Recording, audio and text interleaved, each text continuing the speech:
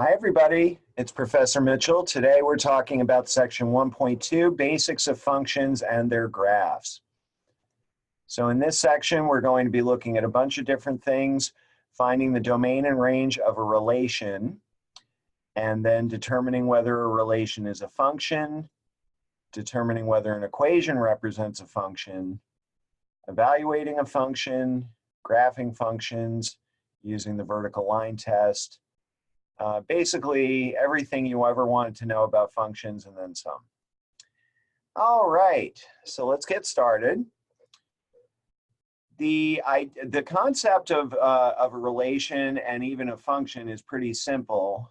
Sometimes it's a little confusing depending on what notation is used. A relation is just any set of ordered pairs, okay? Any set of ordered pairs is called a relation. If you pull out the first components of all of those ordered pairs, they make up a set called the domain of the relation. And if you pull out all the second components and put those in a set, that's called the range of the relation. Often those first components are x values and the second components are y values, but not always. So here's an example. This is a relation with 5 ordered pairs, 1, 2, 3, 4, 5. They want to know what's the domain. So that is very, very easy. Here are all of the first components. They're going to make up the domain. So my domain is going to be the numbers 0, 10, 20, 30, 40. And then the second components make up the range. And I should point out that when you put these numbers in a set, they do not need to be in order. The elements of a set can be in any order. Okay, so they just kept them in their given order instead of putting them in numerical order. All right, so that's a relation, any set of ordered pairs. All right. A function is a very special kind of relation. So this is one way to say it, but then I'm going to say it a simpler way. A function is a correspondence from a first set called the domain to a second set called the range, such that each element in the domain corresponds to exactly one element in the range. So let me say that a simpler way. A function is a relation in which all the first components are different. So what this is saying up here is, let's say that in your domain, and I'm going to call these x because that's what they're usually called, if you had the number 2 as part of your domain, the number 2 would not be allowed to be in an ordered pair with, for example, both the number 3 and the number 1. Okay, so a relation could have the ordered pairs 2, 3 and 2, 1, but a function cannot. A function cannot have both of those ordered pairs. So you see, this is another way of saying the same thing. All the first components of the ordered pairs have to be different. They couldn't both be 2, for example. All right. So now they want to know if this relation is a function. So look at that for a few seconds and see if you can think about how to apply that definition that we just talked about to this. All right, if you're looking at those number 5s and wondering if that has anything to do with it, that's a common thing to look at, but actually it does not. This is a function because all I have to look at are just the first components. The first components are 1, 3, 6, 8. Those are all different. That makes this a function. Okay. Now later on, we are going to be talking about something called inverse functions. And for an inverse function to work, all of your second components have to be different. Okay. So this is a function. It's just not a what we're going to call a one-to-one function. Okay. All right.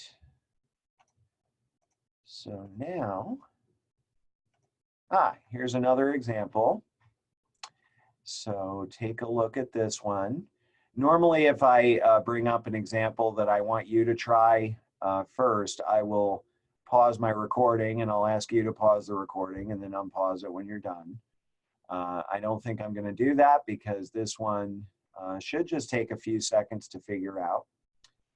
So if I do the same thing that I did in the last problem, I look at my first components and now I have a problem. These two ordered pairs have the same first component. This is not a function. It's a perfectly good relation. It's just not a function. All right, functions as equations. So remember that a function is a set of ordered pairs. So it is often possible to describe that set of ordered pairs using an equation. Okay. An equation that talks about the relationship between x and y.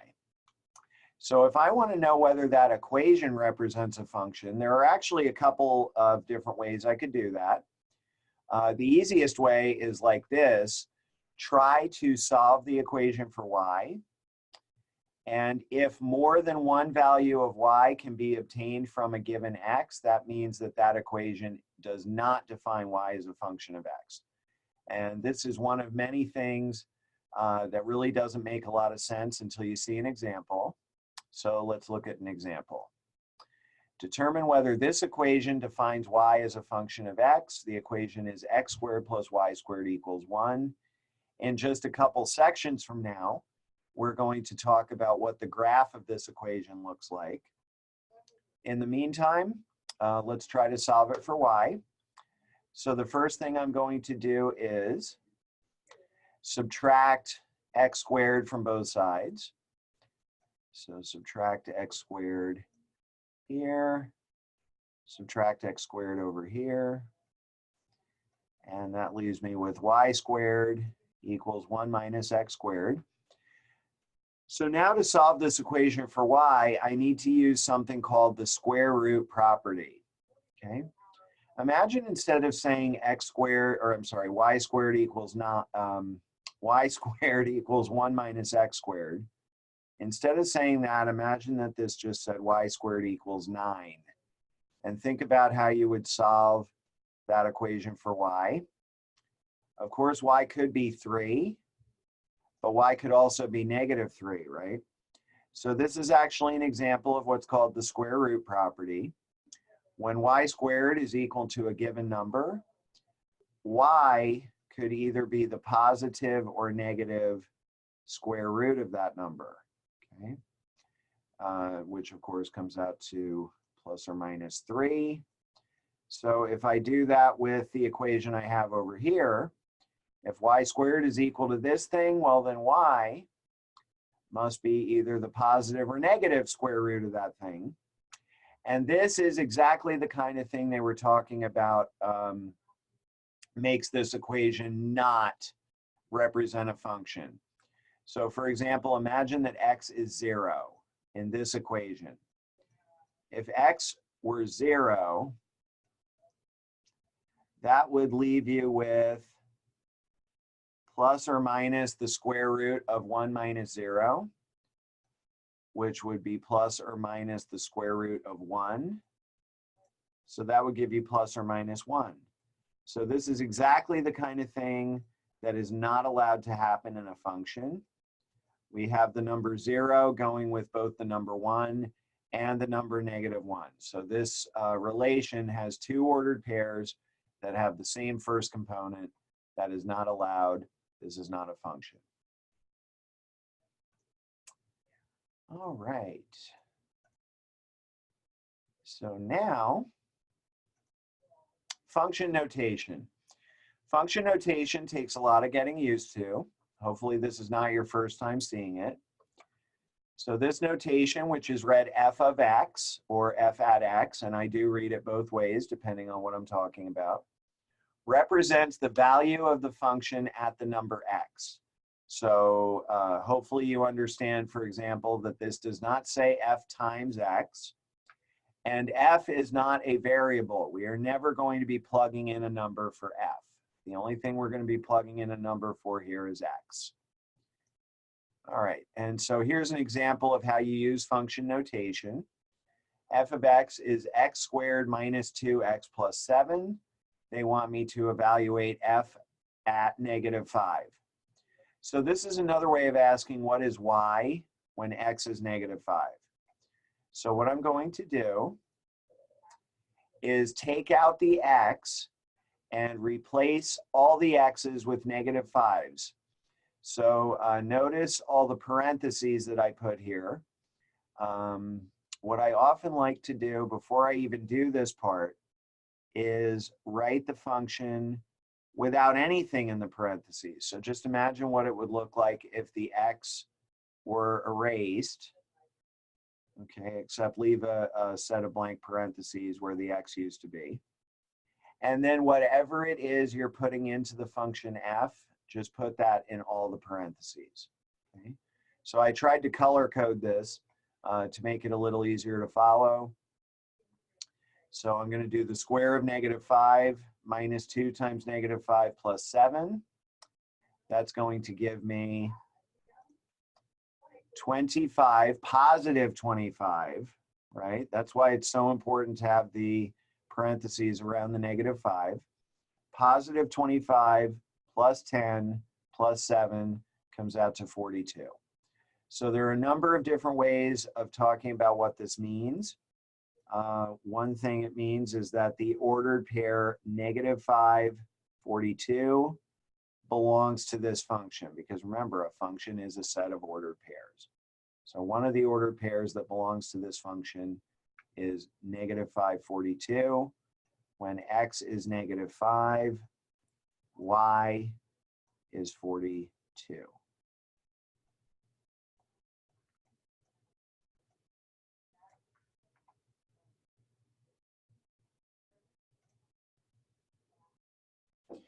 Vertical line test for functions says that if any vertical line intersects a graph in more than one point, the graph does not define y as a function of x. So we have some pictures here that I think will kind of help to make sense of that.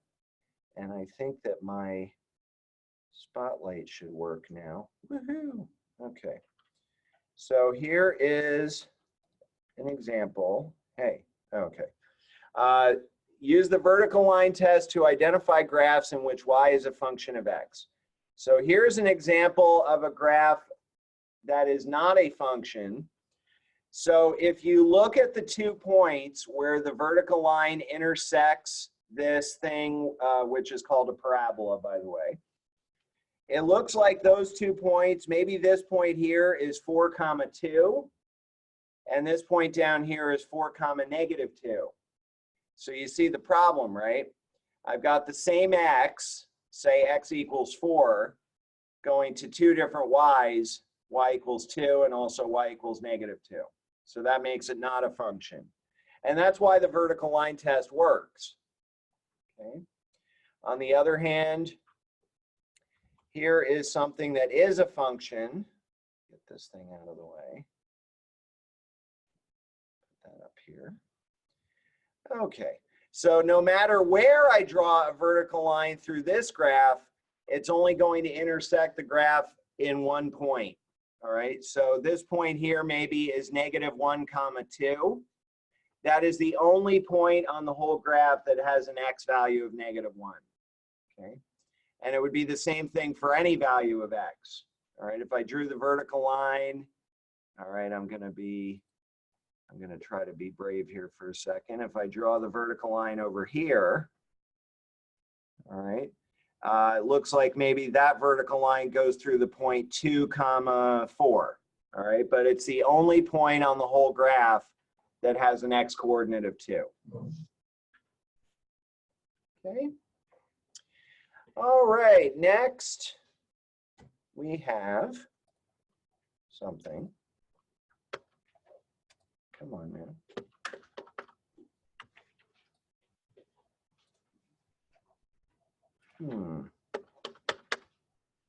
I'm stuck. Okay. Okay. Analyzing the graph of a function. Okay, so this is a graph that shows the relationship between when a person is infected with HIV, the time after infection in years, and the typical T cell count. So T cell count, well, I don't want to try talking about this. This is not my area of expertise, but basically the idea is that T cell count is an indication of how serious the infection is. All right. So as time goes on, typically it gets, you know, the T cell count gets lower. All right. You want to have more T cells. Okay. So the question is, oh, use the graph to find f of 5. Okay. So I'm going to go over to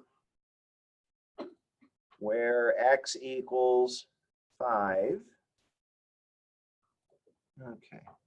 So here's x equals 5 right here, and then I'm going to go up on the graph until I hit the graph, and at the point where I hit the graph, the T cell count is 400. See that? Okay, so what this graph is saying is that f of 5 is 400, okay, which I did not write on there. For what value of x is f of x equal to 100? All right, so the difference between these two questions, the first question is asking what is y when x is 5? And now we're turning it around and we're asking what is x when y is 100? So now I'm going to go to the y-axis and look for 100. It would be halfway between 0 and 200, right? And then I'll go all the way over here until I hit the graph, and it looks like we hit it at x equals 9. All right? So when f of x is 100, x equals 9. Okay. All right, and then the last thing we have are two examples of identifying domain and range from a function's graph. So to find the domain, look for all the inputs on the x-axis that correspond to points on the graph. So I have another way I like to say this.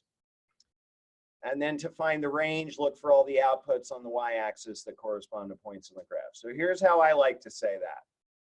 Here's my graph, and they want me to use the graph to identify the domain and the range. So imagine taking that graph and squashing it down onto the y-axis. Okay, so if I squash this thing down onto the y-axis, onto the x-axis, sorry, we're doing domain first. The first place it would hit would be at x equals -2, and then it would hit all the way over to x equals 1. So the domain of this function is the set of all x values between -2 and 1, including the -2 and the 1, because those points are on the graph. You see the filled in circles there and there. Okay. So that's why the domain of this function is, all right, so hopefully you remember interval notation. This is a way of saying, I'm going to try this again. This is another way of saying, I better do it up here. -2 is less than or equal to x is less than or equal to 1. That's called interval notation. Okay. Okay, so now I have to. Okay, and then the range, you do the same thing on the y-axis, only now you're going this way. Okay. So if I squash that whole graph onto the y-axis, the first y value it would hit would be 0. And it would hit every y value all the way up to 3. So the range of this function would be the set of all y values between 0 and 3. And again, we're including the 0 and the 3. Okay. So in interval notation, that looks like 0, 3 with square brackets. I forgot to mention that the square brackets mean that those two numbers are included. If I didn't want to include them, I would use parentheses. Okay, so again, square bracket 0, 3 square bracket means 0 is less than or equal to y is less than or equal to 3. Oops. Okay. All right. So this is going to be an example of I do one, you do one. So if you're watching the video at home, I'm going to bring up the next example. Oops, I got to clear this out. Okay, so again, we want to use the graph of the function to identify the domain and the range. So take a minute or so and think about what that would look like. All right, so if I squish this graph onto the x-axis, it's actually kind of similar to the last example. It's going to hit every x value between -2 and 1. The difference is it will not hit the -2 because of the open circle. So the reason, and so that's the reason that this answer is written like this, okay? -2 with a parenthesis, comma 1 with a bracket. So what that means is that the -2 is not included, but the 1 is included, okay? And then you have the same kind of thing with y. If I squash this thing onto the y-axis, it's going to hit every y value from -1 to 2. It will hit the -1. It will not hit the 2. All right, and that's why the range of this function is -1 with a bracket and then 2 with a parenthesis. What that means is -1 is less than or equal to y because the -1 is included, but the 2 is not included.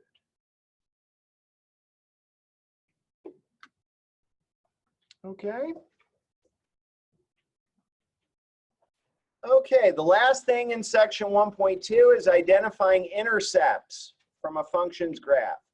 So hopefully you remember that x-intercepts are the points where a graph crosses the x-axis, and y-intercepts are the points where a graph crosses the y-axis. Now, there are lots and lots of times throughout trig and pre-calculus and even calculus that we want to find intercepts, and we're usually working with the equation of the function. So it's really, really important to remember that to find x-intercepts,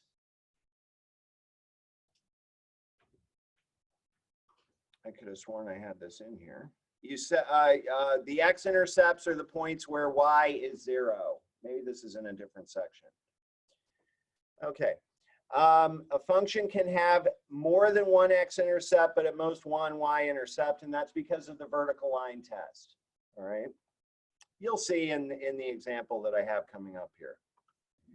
So in this example, they want me to identify the x and y intercepts. Okay. So if you look at this graph, you see that the number of x-intercepts is 3, right? There's one here, there's one here, and there's one here, okay? And I think I mentioned in an earlier video that I personally like to write intercepts as ordered pairs, but I think that my math lab and some of the other online homework programs just want numbers. So if that was the case, then you would just say the x-intercepts are -3, -1, and 2, right? There's the -3, there's the -1, there's the 2. All right, and the reason that a graph can only have at most one y-intercept is because if it had more than one, it would fail the vertical line test, right? So this function has, or this graph has one y-intercept, there it is there, at -6. So the y-intercept of this function is -6. And I have